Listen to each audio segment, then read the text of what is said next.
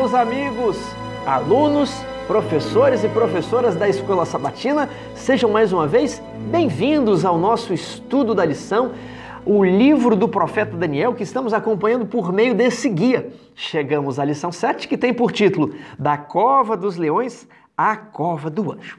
A lição 7 vai abordar o capítulo 6 de Daniel. Sim, ali nós temos um rei chamado Dario que envia Daniel para a Cova dos Leões. Você se lembra dessa história? Nós vamos ver lá em detalhes e também na quinta-feira vamos projetar como você vai fechar a lição, professor, porque a lição ela oferece aqui um problema para as famílias que foram jogadas na Cova do Leão e não parece haver um fechamento, uma maneira de fazer um apelo, então fique conosco até o final. Nós vamos ver como fazer isso. E já peço para que você se inscreva no canal, deixe o seu comentário se possível, porque isso ajuda muito a divulgação do nosso vídeo pela própria plataforma do YouTube. Nós não utilizamos propaganda, nós não utilizamos nenhum outro meio de promoção. O único meio de propagação dos vídeos realmente são vocês. Muito obrigado a todos. Continue conosco. Vamos então para o nosso suplemento histórico-geográfico para descobrir quem é Dario, essa personalidade enigmática aqui que desde a lição de Esdras estamos nos perguntando, o Dario aqui de Esdras, né? É o Dario que mandou Daniel para a Cova dos Leões? Quem é Dario? Qual a fonte histórica onde podemos comprovar a sua existência fora dos livros da Bíblia? É o que nós procuraremos responder agora. Normalmente, quando as pessoas estão procurando quem é Dario, elas olham aí para essa imagem que você tem na tela, é um esquema com a sucessão dos monarcas medo-persas. Então as pessoas olham, olha, eu quero encontrar um rei medo-persa chamado Dario e aquele que lançou Daniel na Cova dos Leões, opa, encontramos, tem o Dario ali. Dario I, o Grande. E ali, né, será que esse Dario? Elas olham assim, olha, ele é pai de Xerxes.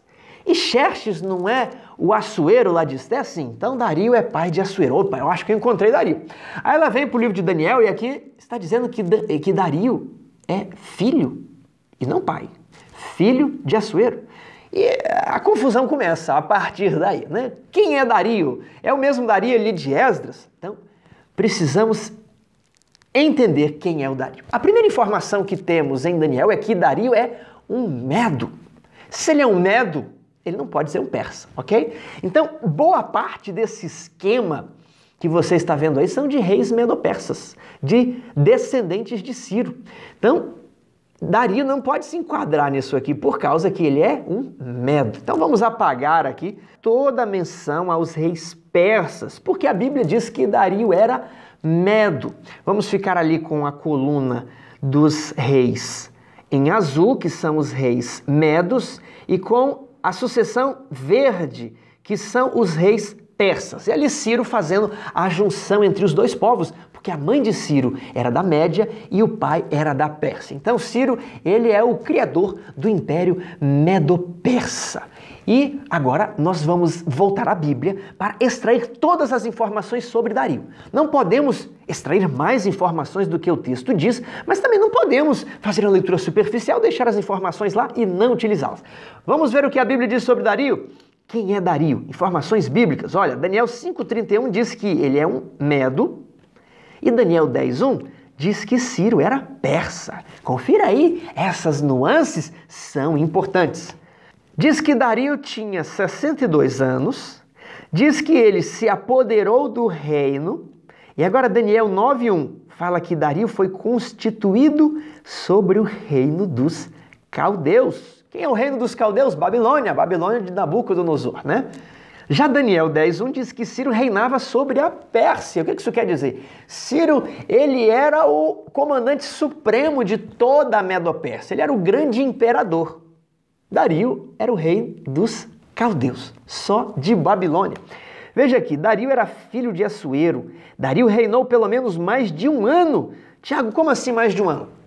Ele se apoderou do trono, então aquele foi o ano de ascensão, E depois, em Daniel 9, ali é falado sobre o seu primeiro ano. Então, o ano de ascensão, mais o primeiro ano, utilizando o método ali antigo que incluía, né, o ano completo anterior e o ano completo posterior, o método inclusivo de contagem, né?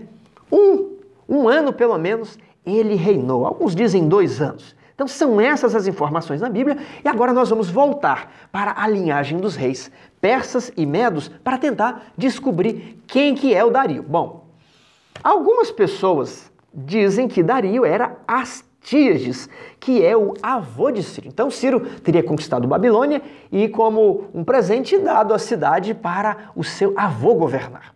Mas essa tese é implausível. Por quê? Porque Astíages tentou matar Ciro várias vezes, desde quando ele era criança, segundo Heródoto. E Ciro, ele dá o golpe no avô, ele tenta tomar o trono de Astíages. Depois, Astíages era muito mais velho na época, né? Não se enquadra na descrição de 62 anos. Então, essas informações fazem com que nós não aceitemos a tese de que Dario fosse Astíages. Outra tese é que Dario era Cambises. Que Cambises? O Cambises II, filho de Ciro. Sim, aquele Cambises que quando foi conquistar o Egito, né, ele se feriu e o falso Esmerdes se apropria do trono da Medopérsia. Qual que é o problema de dizer que era Cambises?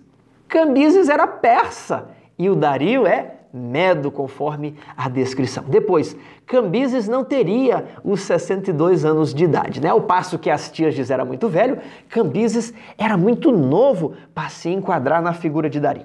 Outras pessoas, então, entendem que Dario fosse Gobrias, ou o Gubaro da Crônica de Nabonido. Gobrias é o nome que aparece nos livros dos historiadores gregos, nos gregos clássicos, né? Então, vamos colocar aqui Gobrias, ou Gubaro. Essa tese, ela é admitida por muitos eruditos, muitos pesquisadores e muitos teólogos.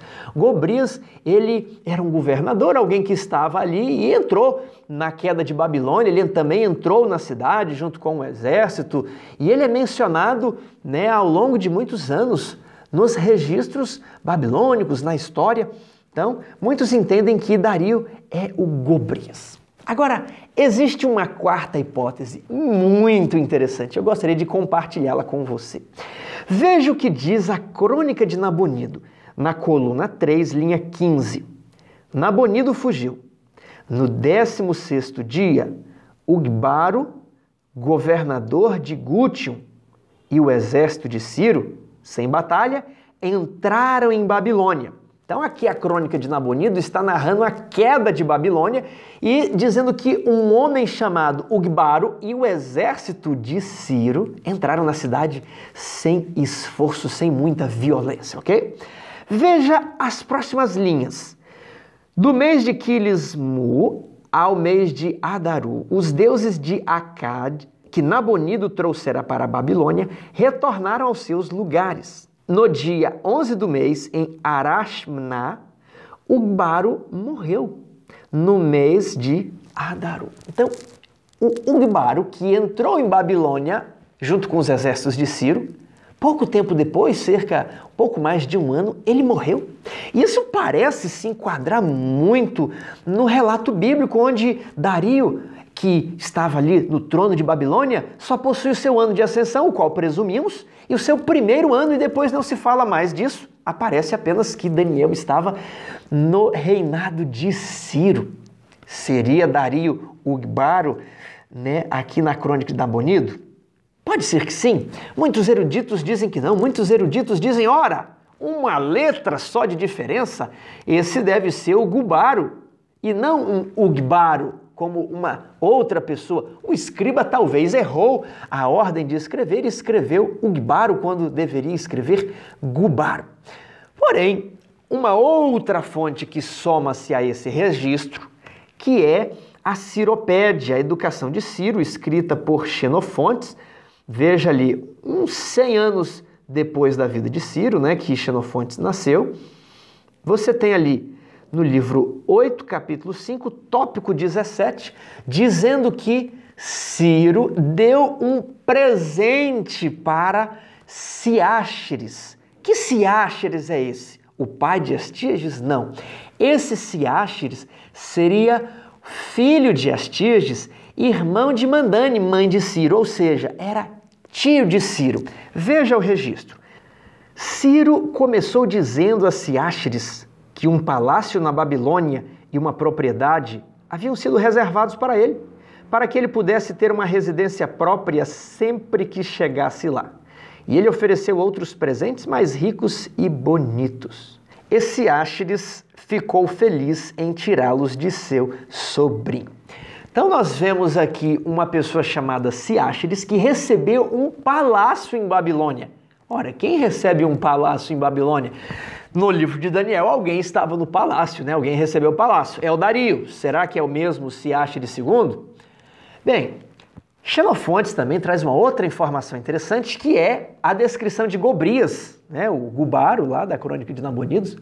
Ele descreve o Gobrias como alguém diferente de Ciáxeres. Mas quem recebe o palácio em Babilônia não é o Gobrias, é o Ciáxeres. Isso aqui é um elemento importante e curioso. Então, esse Ciáxeres seria filho de Astíages, né? Irmão de Mandane, tio de Ciro. Ciro era seu sobrinho e que talvez Ciro, para satisfazer os medos, já que Ciro tinha tomado, né, o trono da Média, que era de Astíages, para satisfazer os medos, ele deixou que Ciáxeres reinasse em Babilônia enquanto ele comandava todo o império. Uma tese muito plausível. Então, olha, ó, Dario era Ciáxeres II, olha ali, ó, filho de Astíages, Ciáxeres II, Ugbaro, irmão de Mandane, ok?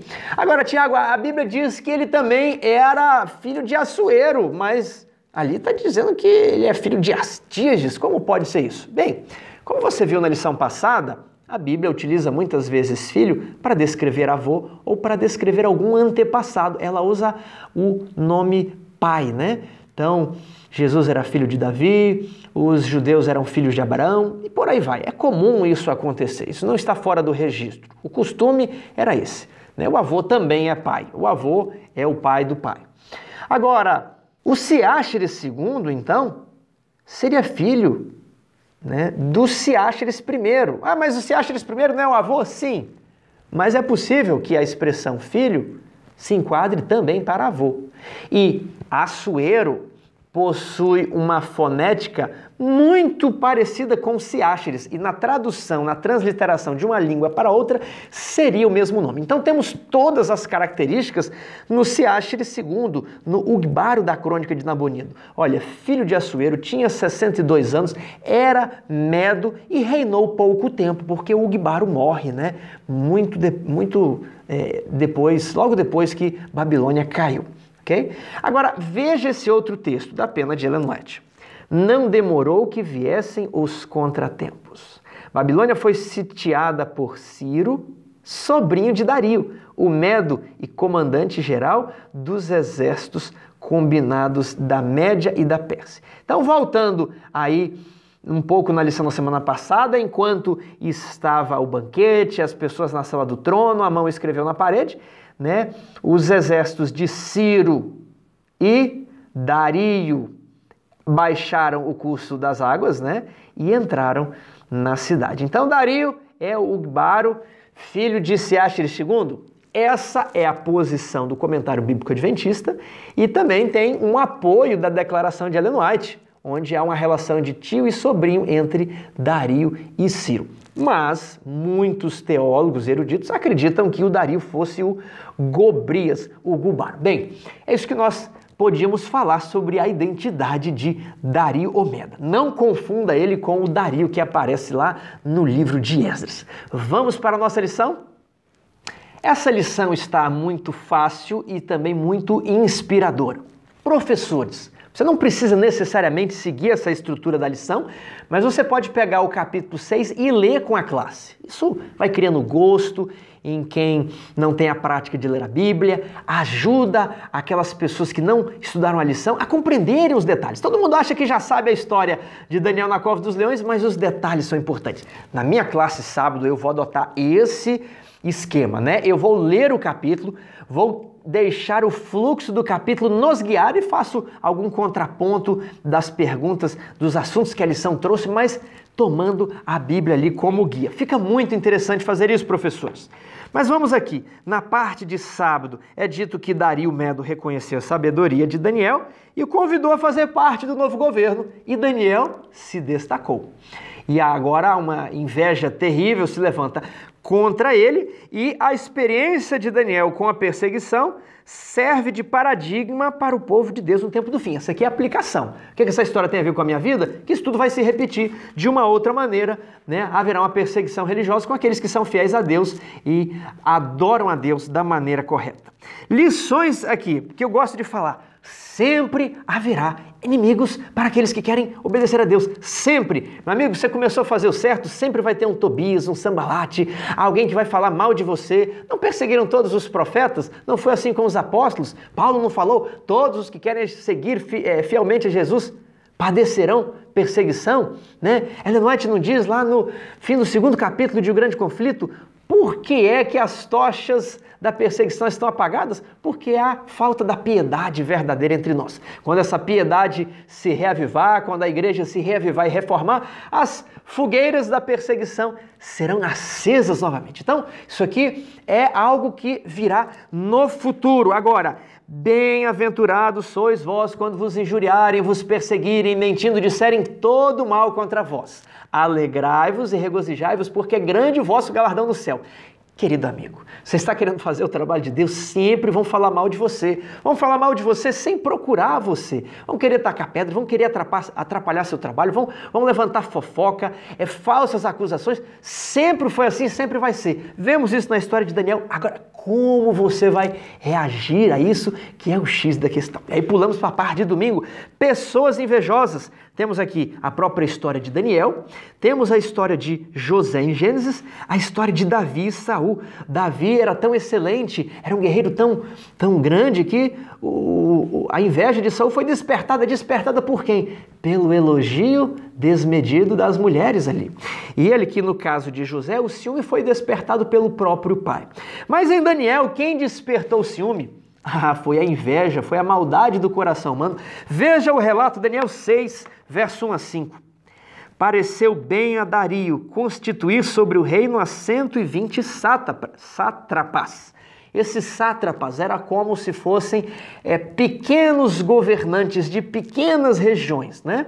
Vamos imaginar ali prefeitos, que estivessem por todo o reino, e sobre ele 3 presidentes. Esses presidentes, vamos imaginar que são os governadores, usando uma linguagem, né, brasileira. E sobre eles 3 presidentes, dos quais Daniel era um dos presidentes, aos quais estes sátrapas dessem conta, para que o rei não sofresse dano, para que o rei não ficasse atribulado com assuntos de administração. Então, mesmo Daniel se distinguiu destes 3 presidentes e sátrapas, porque nele havia um espírito excelente. E o rei pensava em estabelecê-lo sobre todo o reino. Isso aqui eu me emociono quando eu leio isso aqui, porque é virtude demais. É uma singularidade tremenda na vida de Daniel. Nos lembra a canção ali, anotei aqui para você cantar na sua igreja, 484, faze como Daniel, serve o eterno rei entre os infiéis, fiel marcha para o céu. E tem 3 estrofes bonitas, uma poesia muito bonita, né? Verso 4, então os presidentes e os sátrapas procuravam ocasião para acusar a Daniel a respeito do reino, mas não puderam achá-la, nem culpa alguma, porque ele era fiel e não se achava nele nenhum erro nem culpa. Quando eu leio isso, eu penso, eu não sou como Daniel. Daniel era um tipo de Cristo aqui, numa terra estranha, não vimos isso? Sofrendo perseguição, sofrendo todo tipo de provação e se permanecendo puro e incontaminado. Mas eu queria ser como Daniel. Agora, a promessa dessa semana é para mim e é para você.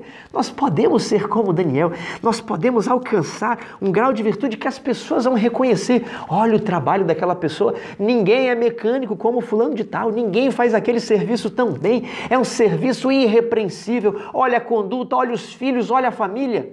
Nós precisamos ter Daniel como um exemplo a ser imitado. Alguém que ninguém nessa terra consegue achar uma culpa, né? E então, o que aqueles homens disseram, verso 5?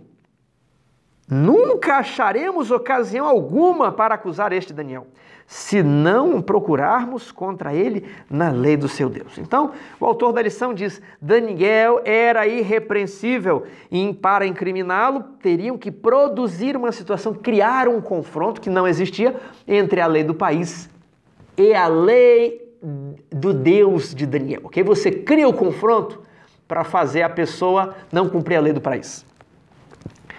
Vamos para segunda-feira, a trama contra Daniel.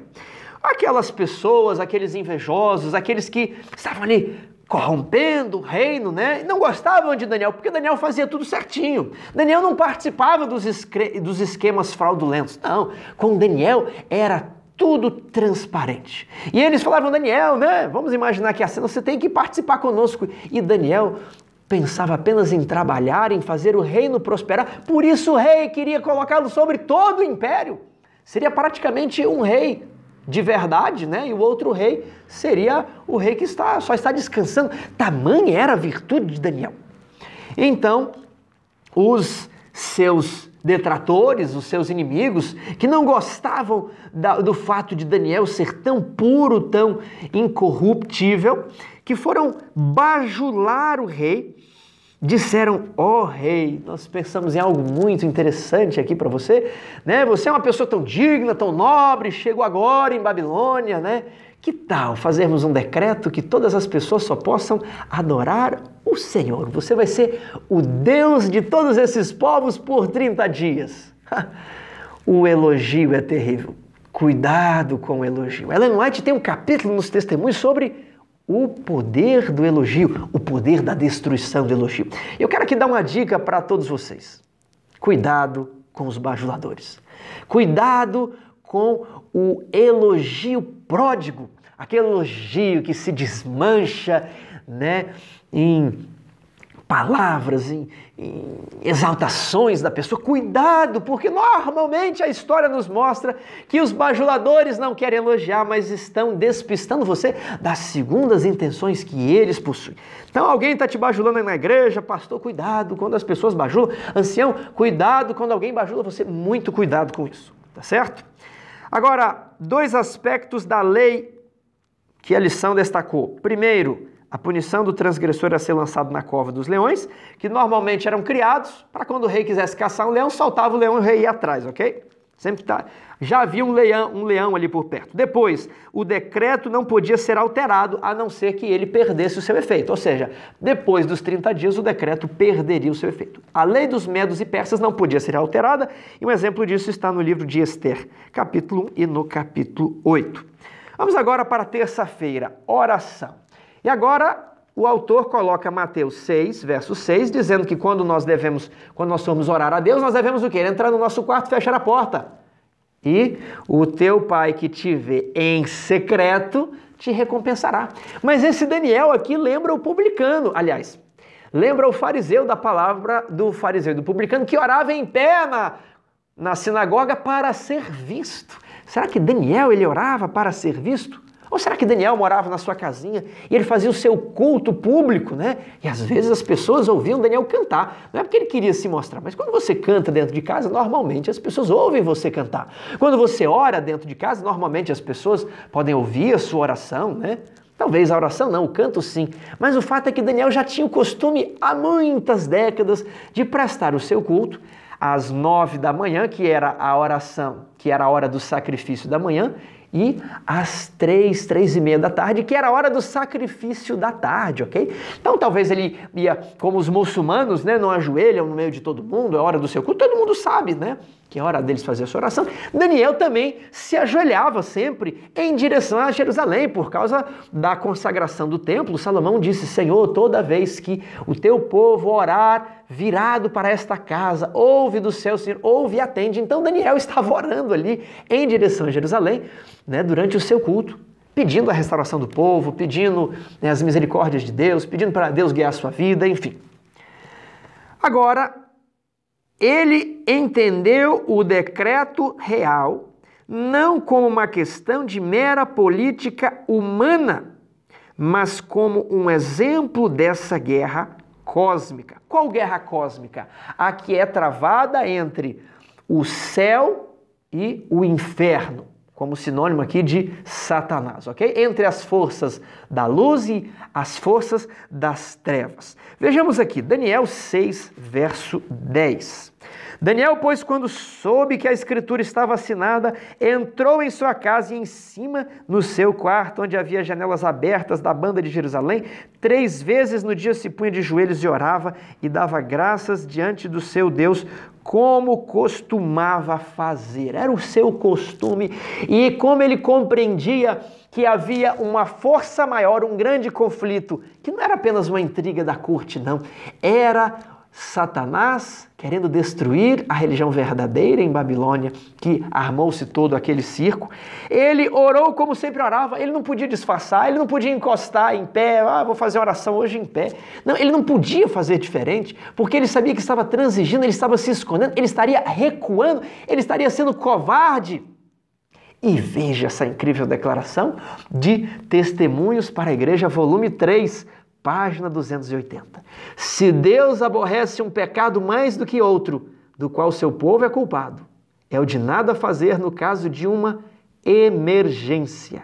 Indiferença e neutralidade numa crise religiosa são consideradas por Deus como um crime grave e igual ao pior tipo de hostilidade contra Deus. Daniel não podia ser neutro. Daniel precisava assumir um lado, precisava ter posição. Tem muitas pessoas que são neutras, não assumem lado, né?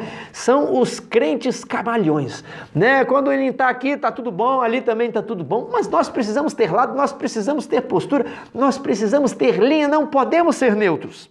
Vejamos agora a parte de quarta-feira. Daniel 6, verso 11 a 23. O que o rei disse a Daniel? Aqui temos um relato incrível, não terei como ler todo o trecho, mas quando aqueles homens viram Daniel orar, imediatamente foram até o rei e disseram: ó rei, vive para sempre. Tem alguém que não está lhe considerando Deus, e esse alguém é Daniel. E aí o rei entendeu. Aí o rei recobrou, né, seu juízo, ele entendeu que estavam apenas bajulando com segundas intenções. E diz a Bíblia que o rei tentou livrar Daniel até a tarde. Tentou com advogado, foi ao STF, recorreu ao Procurador-Geral da União, a todos os órgãos que tinha ali, tenta, não tenta, mas a lei dos medos e dos persas não pode ser revogada. Tem que ser cumprida. Aí, não conseguindo, com medo de perder o trono, o rei permitiu que um inocente, que ele sabia que era inocente, fosse jogado, fosse lançado na cova dos leões. Mas olha aqui o verso 16. Então o rei ordenou que trouxesse a Daniel e o lançasse na cova dos leões. Disse o rei a Daniel: o teu Deus, a quem tu continuamente serves, que ele te livre. Olha, Daniel, para você servir esse Deus num momento de crise, você sabendo o que estava acontecendo, tomara que esse Deus seu seja muito bom mesmo. Tomara que tenha valido a pena você servir esse Deus, para que ele possa te livrar agora. E então foi trazida uma pedra colocada sobre a boca da cova dos leões. Então o rei não conseguiu dormir, verso 19. Pela manhã, ao romper do dia, levantou-se o rei, foi com pressa à cova dos leões. Chegando ele à cova, chamou por Daniel com voz triste. Disse o rei: Daniel, servo do Deus vivo, dá-se o caso que o teu Deus, a quem tu continuamente serves, veja essa expressão, continuamente serves, tenha podido livrar-te dos leões? Então Daniel falou ao rei: ó rei, vive para sempre. O meu Deus enviou o seu anjo e fechou a boca aos leões, para que não me fizessem dano, porque foi achada em mim inocência diante dele. Também contra ti, ó rei, não cometi delito algum. Então o rei manda tirar Daniel para fora, ok? E ele manda lançar na cova dos leões quem? As outras pessoas, os inimigos de Daniel, inclusive foram lançados com mulher e filhos. A lição até pontua, não quer dizer que Daniel aprovou isso, ele registrou o que aconteceu. Era a lei dos medos e dos persas, né? Não é a lei dos judeus. A lei dos judeus diz lá em Ezequiel 18, a alma que pecar, essa morrerá, né? Nunca mais será dito este provérbio em Israel, né? Os pais comeram uvas verdes e os dentes dos filhos foi que ficaram manchados? Não. A alma que pecar, essa morrerá. A iniquidade do pai não será lançada sobre o filho. Mas a lição pontuou isso aqui para dizer que o cristianismo, a Bíblia não concorda com essa punição que ultrapassa os limites do criminoso, né? Para a família ou para os filhos, que era prática em alguns locais no mundo antigo. Agora, Deus não impediu que os inimigos de Daniel lançassem na cova dos leões. Ele permitiu que anjos maus e homens ímpios chegassem a realizar o seu propósito.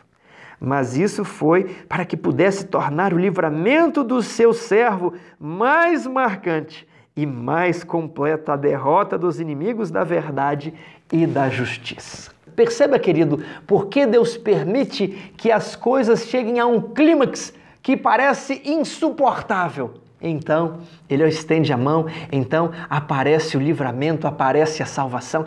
Essa é uma constante na história da salvação, na história do seu conflito. Ele permite a apostasia para refinar as doutrinas da verdade.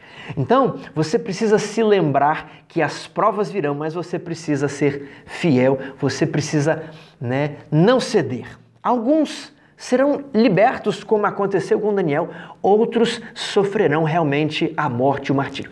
Tiago, por que Deus libertou Daniel e por que John Hus foi queimado?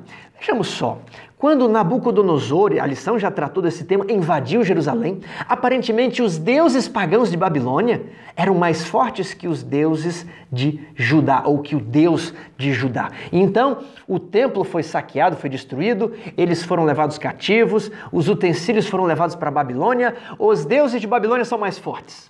Deus realmente permitiu e castigou Jerusalém, mas Deus não deixaria essa impressão na mente das pessoas, por isso ele estava o tempo inteiro mostrando o sistema de educação de Israel é melhor que o sistema de educação de Babilônia. Capítulo 1, os magos de Babilônia são impostores, não conversam com Deus, mas há um Deus que revela mistérios para os judeus e para os israelitas, que eles detêm os oráculos sagrados. E ali no capítulo 3, a fornalha ardente, o Filho de Deus está com os israelitas. A religião de Judá é a religião verdadeira, é o Deus vivo a que se refere Dario na parte de quinta-feira, na parte final. Então, permitir que Daniel fosse destruído era permitir que os maus, que as religiões pagãs triunfassem sobre o Deus verdadeiro. Então, Deus libertou Daniel porque mesmo Jerusalém sendo destruída, as divindades babilônicas, o sistema babilônico seria humilhado por Deus por meio da vida diligente dos mais humildes dos seus servos. Agora, vamos pegar o caso de John Hus. Ele não estava num contexto pagão cristão, era um contexto ali na Alta Idade Média, onde ele estava levantando algumas teses bíblicas, mas que o sistema dominante romano na época do papado não aceitava a pregação de John Hus. Então falaram, olha, você vai renunciar. Eles não queriam matar, eles queriam que ele calasse a boca, eles estavam com medo do que ele estava dizendo. E ele falou, olha, eu não vou parar de dizer. Então sentenciaram ele à fogueira e ele morreu. Ele não renunciou, ele não se retratou.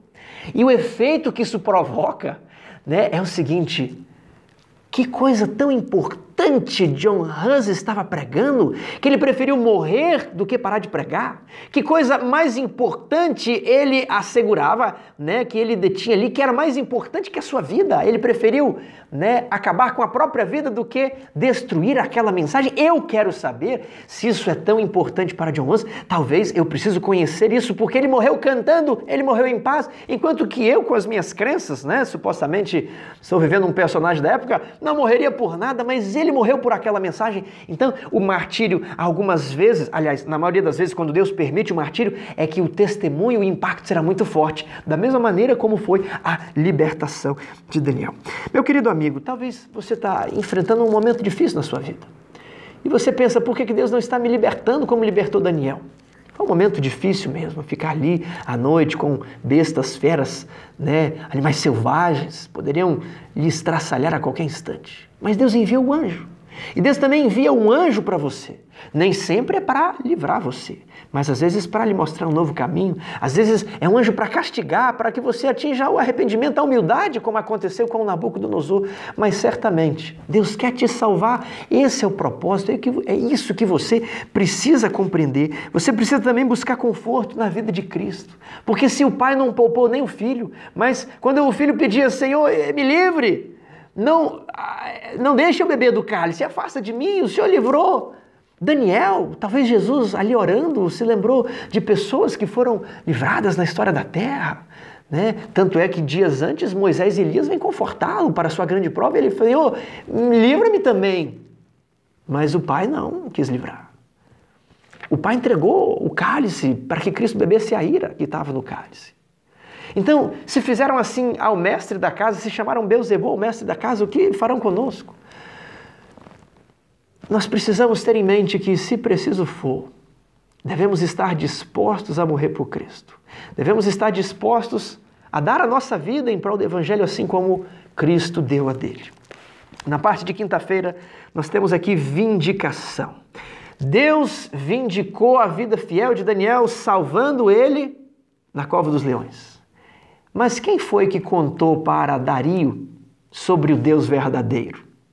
A vida de Daniel, a vida irrepreensível de Daniel, o Deus a quem ele servia constantemente, testificava, O procedimento de Daniel testificava sobre a sua religião, sobre o seu Deus. Então, no mesmo instante que Deus livra Daniel, para que Dario entendesse que ele é o Deus verdadeiro, Daniel também, por meio da sua vida de obediência, estava pregando para Dario quem era o Deus. Qual que é a questão aqui? Muitos de nós queremos ter o livramento de Daniel, mas não queremos viver a vida consagrada de Daniel. Esse é o ponto. E aí, no final da nossa vida, quando vem a cova dos leões, quando vem uma dificuldade, algum aperto, e nós, mas eu sou adventista, eu vou seguir as leis de Deus aqui. Mas por que já não segue o resto da vida? Muitos querem dar a vida por Cristo, mas não querem viver por Cristo. Isso é algo muito sério. E eu convido a todos para utilizarmos a parábola do servo bom, do servo fiel e do servo injusto. Está lá em Mateus, capítulo 25, verso 45 em diante. Quem é, pois, o servo fiel e prudente, a quem o Senhor confiou os seus conservos para dar-lhes o sustento a seu tempo? Olha, esse servo é Daniel. O rei entendia que ele servia bem os cidadãos da Medo-Pérsia. Bem-aventurado aquele servo a quem seu Senhor, quando vier achar, fazendo assim. 47. Em verdade vos digo que lhe confiará todos os seus bens. Era o desejo de Dario na vida de Daniel, lhe confiar todo o rei. Mas se aquele servo, sendo mau, disser consigo mesmo, meu senhor demora-se e passar a espancar os seus companheiros e a comer e beber com ébrios, virá o senhor daquele servo em dia que não espera, em hora que não sabe, e castigá-lo-á, lançando-lhe a sorte com os hipócritas. Ali haverá choro e ranger de dentes. Isso aqui que aconteceu com os inimigos de Daniel, foram lançados na cova dos leões. Meu querido amigo, nós precisamos ter uma vida consagrada sempre. Sempre sermos fiéis como Daniel. Entre os infiéis, fiel, marcha para o céu. Se Daniel conseguiu, se Daniel era aos olhos humanos irrepreensíveis, a mesma graça é nos oferecida hoje. O céu não está mais distante nos dias de hoje do que esteve nos dias de Daniel. Elias, que era um homem com as mesmas paixões que nós, Daniel, que era um homem com as mesmas paixões que nós, foi fiel até a morte. O que nos diz, o que essa história nos diz hoje? Às vezes não estamos estudando a lição todos os dias. Às vezes não estamos orando, lendo a Bíblia. Querido irmão, o que acontecerá conosco no dia da tribulação, no dia da prova? Ah, Tiago, mas e o ladrão na cruz? Olha, a Bíblia não diz como foram os últimos dias do ladrão na cruz. Se ele já não havia se arrependido na cadeia, ele não estava roubando na cadeia, talvez não. Mas no desejado de todas as nações, É dito que ele já havia se arrependido dos seus crimes, mas ainda não conseguia aceitar o fato de Jesus ser o Cristo. Mas na cruz, ele dá a sua expressão de fé. Nós merecemos estar aqui, mas este não fez nada. Senhor, lembra-te de mim quando entrares no teu reino. E Jesus falou, olha, certamente você estará comigo no paraíso. Salvo, salvo. Ora, e nós? Vamos querer ser tratados igual o ladrão na cruz? Mas você não está nas mesmas condições do ladrão na cruz? Ele estava preso, depois pregado na cruz, não conseguia se mexer. Se você estiver nas mesmas condições, certamente Deus vai colocar as mesmas facilidades, os mesmos benefícios que Ele concedeu ao ladrão na cruz, Ele vai conceder a você. Mas hoje nós temos uma vida de total liberdade, Deus exige mais de nós do que vai exigir do ladrão na cruz. Como você está vivendo? Você está sendo como Daniel. A vida santa de Daniel é uma repreensão à minha vida. A vida santa de José é uma repreensão à nossa juventude. A vida santa de todos estes homens é uma repreensão a nós, porque eles provaram que é possível nós sermos fiéis a Deus, uma obediência que dura a vida inteira. Querido amigo, o apelo de hoje é para que nós sejamos como Daniel.